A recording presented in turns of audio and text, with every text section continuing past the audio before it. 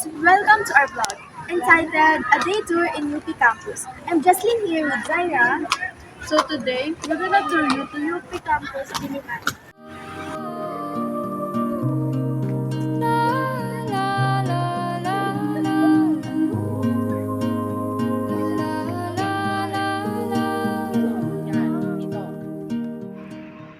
At our first stop is Good Food or Food Hub.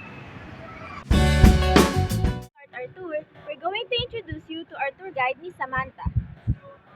Say hi, Miss Samantha. Hi.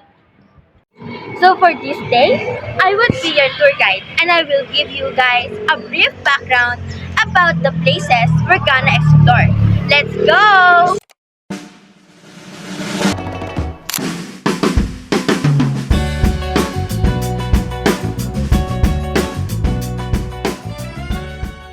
With that, they serve some yummy and delicious foods. Let's now eat.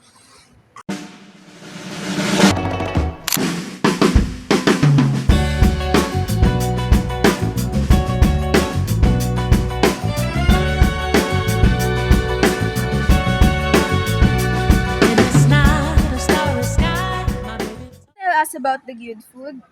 The Good Food is the newest food hub here in the campus. Good Food stands for Good Yummy Destination. They serve a lot of food that you can choose. And not only food is that they serve, but also some crafts like crochet, flowers, and more. So the next stop is the UP Oblation. The UP Oblation statue is one of the most iconic symbols of the university.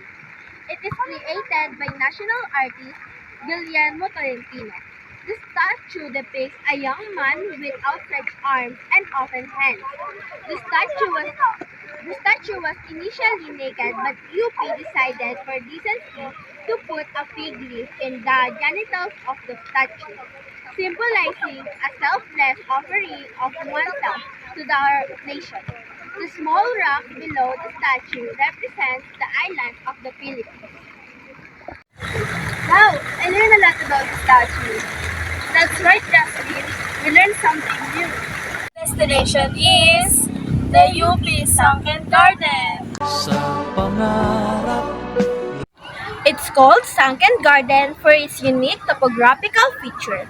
It is a natural depression or basin-shaped area within the University of the Philippines or UP Diliman campus, making it appear sunken compared to the surrounding area. It is a multifunctional space within the campus. But wait, how did we get here? Got there because we rode using the UP Ikot jeepney. Video mo siya.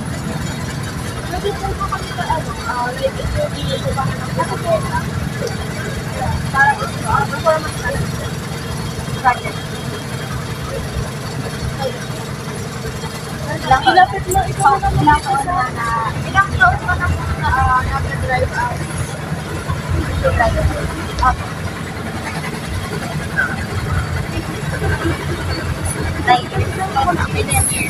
Ano mo sa 10 days? Ano experience? Ano ka natin nasasabi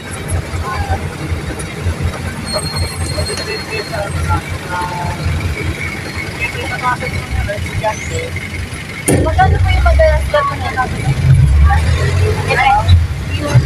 Maganda yung biyahe natin sa Bangkay. Ayun, dito lang ang dito. Kaya na. Limang daan, kaya pesos. Ano yung experience? Ano yung naging experience? Ano po yung naging experience ko sa pag-ibig? Like yung mga naging sa kayo, pinakabangit na experience. Para sa akin naman, kasi hindi ako nakapag-aaral. Dati, magkakata ako.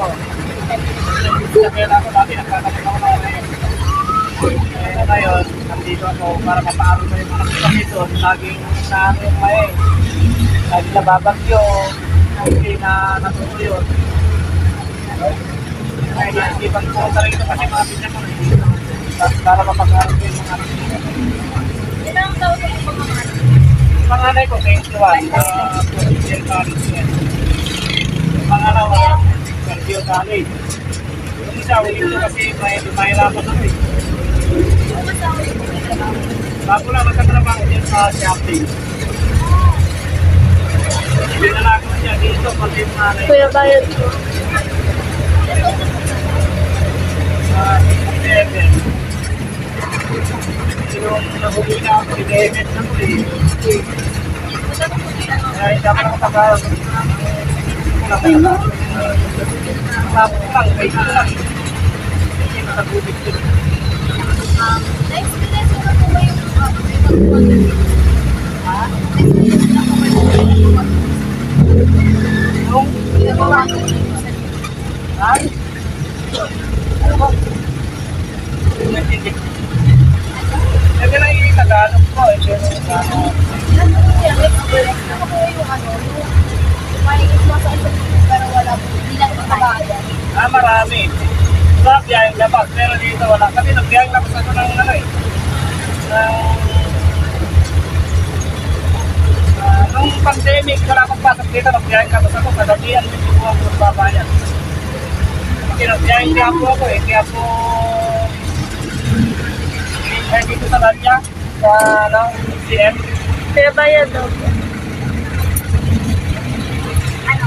Naka-experience na ba? Pero dito wala naman ako napansin.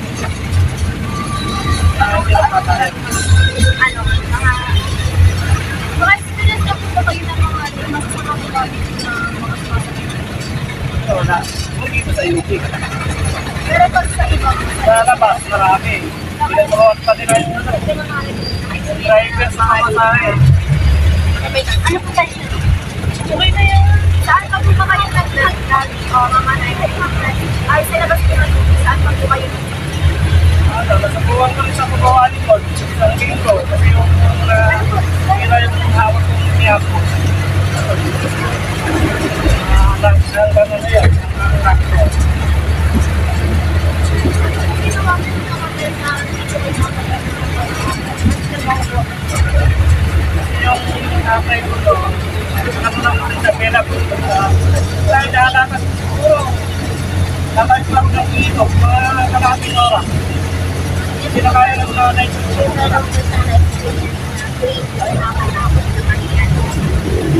Pag lumalaki yung inog, hindi ako makasali. Hindi na ako makasali. may experience na po ba kayo nakakatawag? Dito wala. Pero sa amin, marami. Yung bata. Mayroong binata. Kung nakita nakuhan yung mga ano, mga sabi sa kaso, yung mga rebel niya dati sa saan. Pero wala naman na ako na Dito po ba kayo nakakatawag? wala.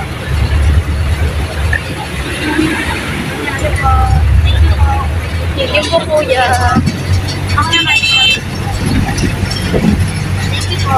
UP Ikot is a popular institute that serves the University of the Philippines or UP Diliman campus in Quezon City. It is a vital mode of transportation for students, faculty staff, and visitors, helping them navigate the large campus efficiently. The next place is the UP Parish of the Holy Sacrifice. Wow, the church is in the shape of a sphere. Why is that so? The church was designed by the late national artist of the Philippines for architecture, Leandro Locsin. It is known for its unique architectural design, featuring adult and modernist elements. Bloopers. A brief background about the places. Okay naman. About the About the places we're gonna explore. About the places we're gonna explore. Oh, 1, 2, 3, let's go. Let's go! Baliktad. We're going to introduce you to our tour guide, Miss Samantha. We're going to introduce you to our tour guide, Miss Samantha. Say hi, Miss Samantha. So for this day, I would be your tour guide, and I will give you guys a brief background about the UP. Nahulog ka talaga dyan, magiging kwento ka. The UP din. Huwag mo na ano na lang. Ab naman. The statue depicts a young man with